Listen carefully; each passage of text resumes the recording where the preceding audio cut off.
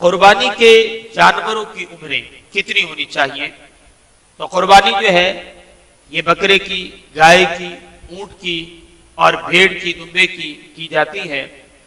तो बकरे की जो उम्र है, बकरा हो या बकरी हो, पूरा 1 साल होना जरूरी है, एक दिन भी कम ना हो।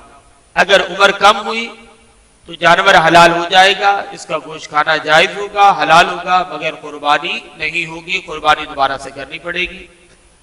गाय के लिए उम्र का पूरा 2 साल होना जरूरी है, ऊंट के लिए 5 साल की उम्र का होना जरूरी है। अब इस सिलसिला में यह है कि इनकी उम्रों का तायुन कैसे किया जाए। हम तो जानवर मंडी से खरीदते हैं, हमें कैसे पता चले कि बकरा पूरे साल का है, गाय पूरे 2 साल की है या फिर ऊंट पूरे 5 साल का है? तो इसमें एक तो निशानी होती है दांतों का टूटना। अगर उसके दांत टूट चुके हैं तो समझ जाइए कि बकरा जो है वो पूरे साल का हो चुका। अगर आप महारत नहीं रखते तो किसी ऐसे फर्द ईमानदार को साथ लेकर जाइए जो इस बारे में महारत रखता है, वो आपको पहचान करके बता दे।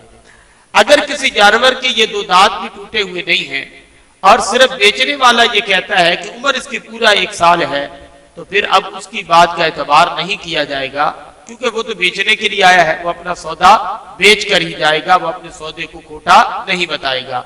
हाँ, अगर किसी जानवर के दांत नहीं टूटे लेकिन हमें पता है कि वो पूरे साल का है, या फिर कोई ईमानदार शख्स ये गवाही देता है कि मैं जानता हूं ये जानवर पूरे साल का है, तो अब अगरचे दांत ना भी टूटे हों तो इस जानवर की कुर्बानी करना जायज होगी।